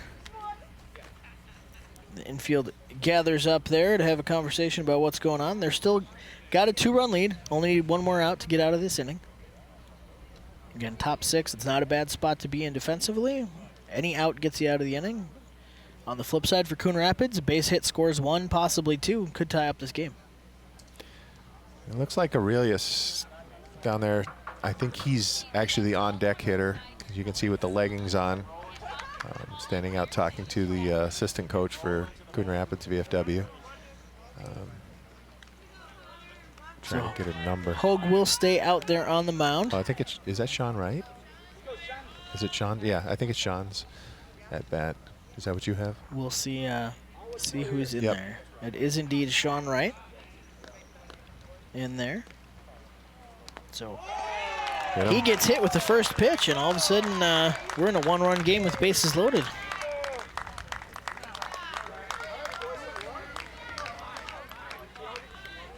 Not what Hoag wanted to do there. No. But that's the Jackson problem. Aurelius will take his armor off and get up to bat here. It's a problem when the bases are loaded. Any little mistake, wild pitch, anything like that. But now the bases stay loaded with 2 outs for Jackson Aurelius.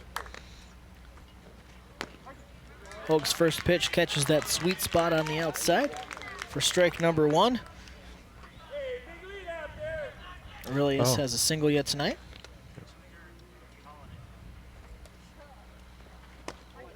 A 1 pitch is in there for strike 2.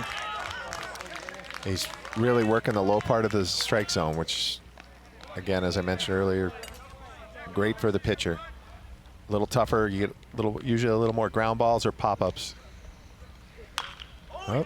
That one's hit to right field, drops in, Good but squeeze. it is caught. Good squeeze by the right fielder there. Helmers makes the catch to end the inning, but Coon Rapids does get 1 across, so it's a 3-2 game. Going to the bottom of the 6th here on CTN Coon Rapids.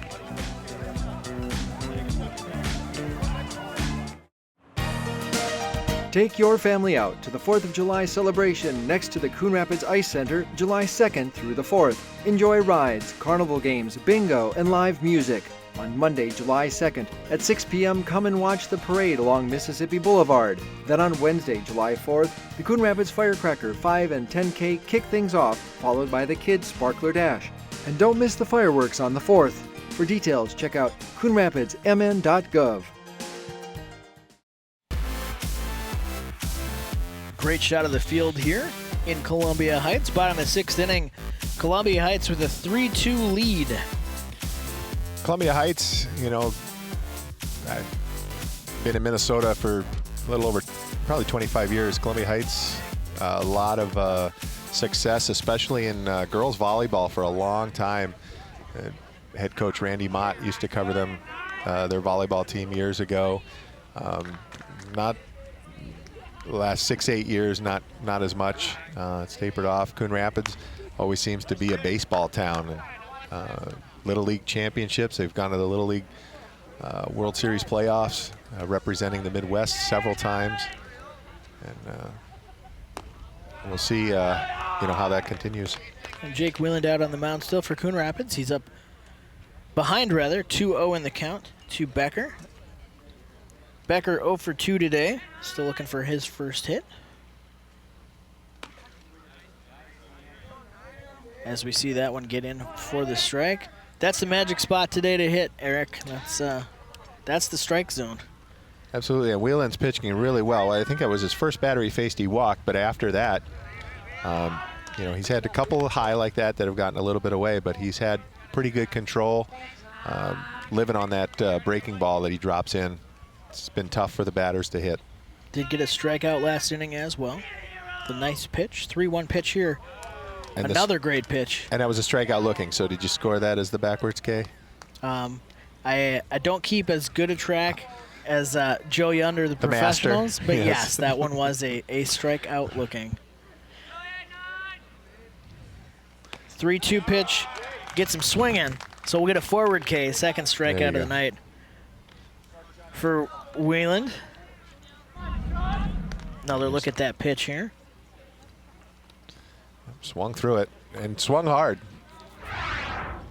He thought he was going to make contact on that, but fooled a little bit by the pitch. And the pitchers love to see that, either looking or swinging through.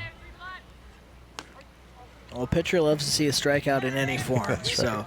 strike 1 there to Shuck. Shuck had a single and a stolen base and came around to score in the 4th inning. 0-1 pitch here. And that one is hit shallow just on the grass and drops in for a little bloop single hit. It was a good pitch, too, by Wheelan. Came in on the hands. Batter couldn't really do much with it. And that's what sometimes happens. You make a good pitch, and then it just has eyes and finds the turf, the grass out in the shallow center there. So with 1 down and a runner on first, I'll bring up Grindle. Started the game pitching. He's moved over to third since then. And remember, Grindle had that big hit. He did have the 2-run double back in the 4th. 2 RBI. Nice, always good for a pitcher to have a few RBI. Yes. But as I don't know if I finished mentioning that, but Coon Rapids, a lot of times their pitchers are pitchers only at the varsity level. You know, the younger groups, as they work their way up, they'll play a few different positions, but usually by the varsity, at least 2 or 3 of the pitchers, that's all they do. They pitch only, and they don't have them fielding balls or getting chances to hit. But Grindle definitely a good hitter, as we saw from that solid double. And a nice pitch there from Whelan to drop it in for strike one. 2-1 the count here. Whelan looks over his shoulder at the runner on first. Delivers that one. That one is grounded past the pitcher. Play at third for one, and they get him. Nice double play by Coon Rapids to get out of the inning. I'm sure we'll get a sweet replay of that as we go to break here. But we're going to the 7th. Coon Rapids down 1.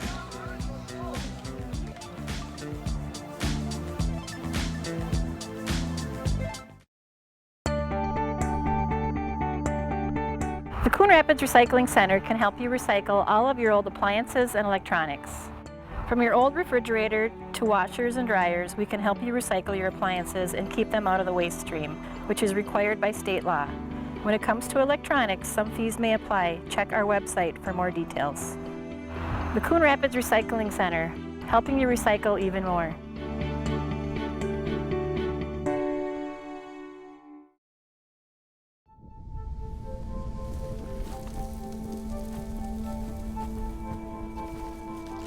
Eva Marie smoked 12,000 packs of cigarettes over 15 years.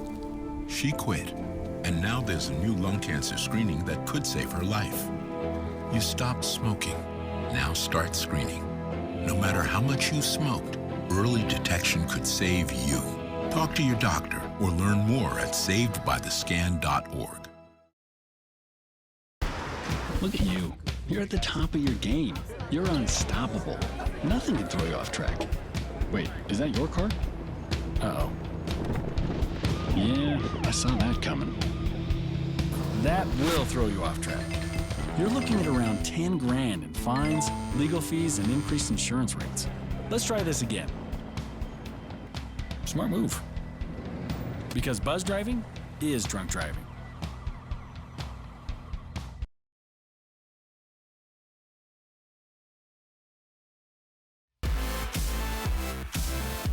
Top 7. VFW baseball, that means we're essentially in the top of the 9th. So Coon Rapids has 3 outs here, and they are down by 1 run, 3-2. Some decent hits, singles for both teams. Coon Rapids able to get something going last inning and load the bases up. Scored a run on a hit batter. And we'll see Brenda up at the plate here. As he sees strike 1 from Hogue.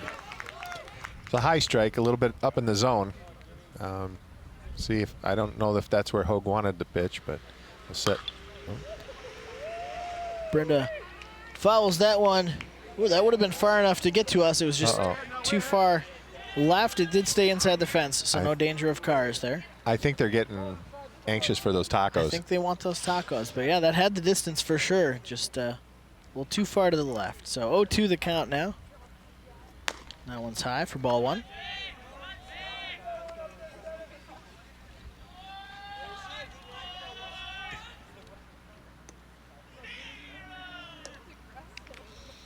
One-two pitch. Brenda offers it that one and fouls it off. 1-2. It was definitely outside of the zone, but he got a piece of it to stay alive in the at-bat. Brenda's been very good so far this season, battling. Tough to strike out. Of course, I don't want to jinx him now. But Eric, the first rule of TV is the opposite of what you say is what happens. 1-2 pitch. That one's skied to shallow right side of the infield. Great job there by Peterson to keep track of it. Yeah, Peterson had a get over and make the grab. Made a big looping circle as the ball kept moving around. We mentioned that wind earlier. This was not an easy pop-up. You can see he thought it was originally over at the grass where he slowed up and then had to quickly redirect and rush in to make that squeeze. So 1 down here, top 7. And that brings Blake Erickson up to pinch hit. Erickson's first at bat tonight. 1-0 pitch to him. Swung strike to make it 1-1. We'll see if Blake just pinch hits or if he's normally a catcher, but of course this could be the last at bats. Coon Rapids hoping not. but Blake catches a lot of the games for the VFW as well. 2-1 the count to Blake. Hogue sets, that one comes inside. He and Aurelius share the catching duties. Yeah, that was, we'll see now. He came inside. We'll see if he set him up. 3-1 count. Goes away. 3-1 count to Erickson. He watches that one. And that is a called strike to make it a full count. 3-2 with one down. Yep, and he knew it. So now we'll see.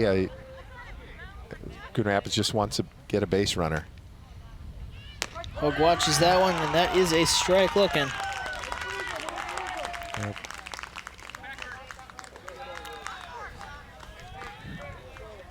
Yeah, he threw the same exact pitch, same exact location. It's one of those things he won't throw that twice, but he did. Here's another look at it. Right down the middle. Erickson knew it, but nothing he could do after the pitch was already in the glove. We'll see if Jake Whelan can keep this game alive. Coon Rapids down to their last out as we only play 7 in VFW ball here. So Whelan 1 for 2 tonight. A couple of strikeouts from the mound. Pops that one in foul territory on the right field side, and that's going to go out of play. Dangerous ballpark to be a car around.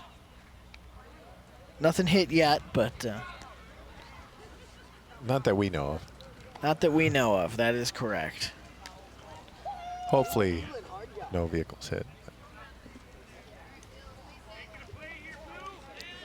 The tough part about parking near a ballpark, and then foul balls when there's cars driving by. Well, that's always the skill shot to hit the moving cars. So I've seen it happen several times. 2-1 the count. Camera crew stalking the moving vehicles for us there. 2-1 pitch comes away in. Almost hit him. 3-1. I thought by his reaction he might have been hit, but 3-1, 2 down. Hitter's pitch here. Top 7. Watches that one for a strike. 3-2, so Hogue only 1 strike away from retiring the side in the 7th and sealing up that win for his team.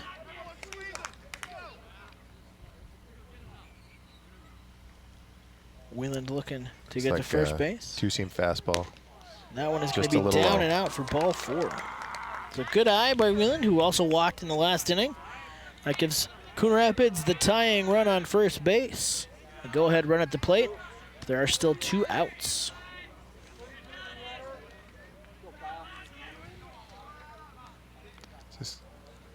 I heard Kyle. I don't know if this is Hogue Kyle. Looking around. Looks like Kyle Woodward up at the plate now. Yep.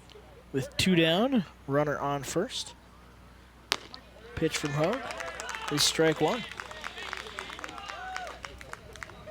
He knows what the umpire is looking for in that spot. Takes a look over at the runner. Throws that one in. It's fouled off.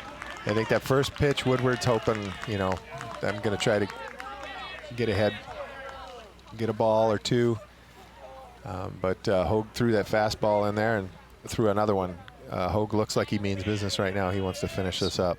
0-2, Hogue looking to close it out. This pitch goes outside for a ball. A 1-2, runner on first. Coon Rapids down to their last out here. See if he goes after that low outside corner. 1-2 pitch goes right there. Trouble. That's going to go into shallow right field. That's going to bounce in front of the fielder, but it's going to hold up as a single. It was a little misplayed there too, and I'm not sure if they got the runner at second Whelan's attention or not.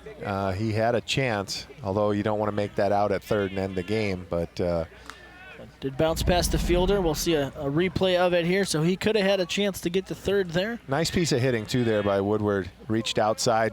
That's the spot we thought he might go after. It's been hot today for the pitchers. So the first pitch to Ryan Curry is high for ball 1. Curry looking for his first hit tonight, and this is a big spot to get a hit. 2 down, 2 base runners, your team down by 1. That one gets popped up, foul territory on the right field side, but like we said, there's a lot of room and a lot of equipment over there, so kind of tough to make a play. Shuck offers at it, but tosses it back in. You wonder the young players, you know, this is what a great opportunity this is to be in this situation. You get nervous as the hitter and the pitcher. 1-1 the count. Pitch on the way here. That one gets behind the catcher. He can't locate it, and both runners are going to advance on that one. That was a slow roll behind him, but he couldn't find the ball. And usually he's looking for help from his pitcher there. Usually the pitcher will point or even the bench will yell feet or behind you. It's tough when you've got all that gear on and the helmet to see where those go.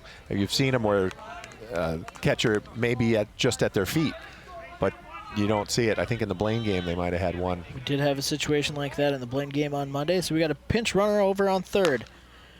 This ball is grounded foul. So 2-2 the count.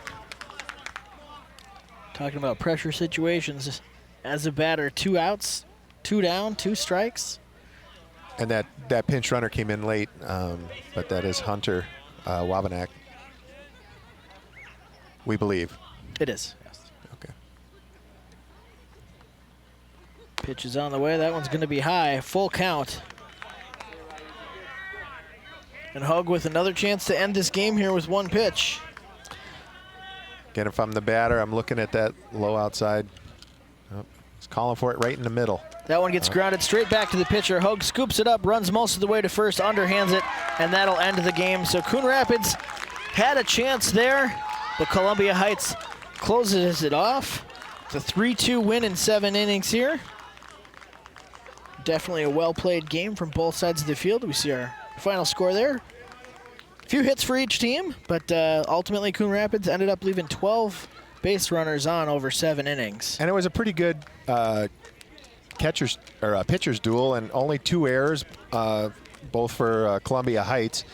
So Coon Rapids, they had that nice double play on the defense. That's been a little bit of an Achilles for them as errors, and they've, pretty clean game on the defensive side for Coon Rapids. They have obviously would have liked to have a win. We thought this would be a pitcher's duel, even though Columbia Heights' record is much better than Coon Rapids. They play in a little bit different league. Big game now coming up for Coon Rapids on Sunday for the VFW team. They play first place Centennial team. So we'll see. Hopefully they can shake this off. They know they played pretty well, and hopefully knock Centennial out of that first place spot on Sunday afternoon. Absolutely. Coon Rapids got some good pitching out of Davey Rotundo and Jack Whalen tonight, but ultimately Columbia Heights is the one that comes away with the win 3-2 here at Columbia Heights High School field. Well, for Eric Strauss, the rest of our crew here, I'm Jeremy Smith saying thanks for watching VFW Baseball on CTN Coon Rapids, and we'll catch you next time.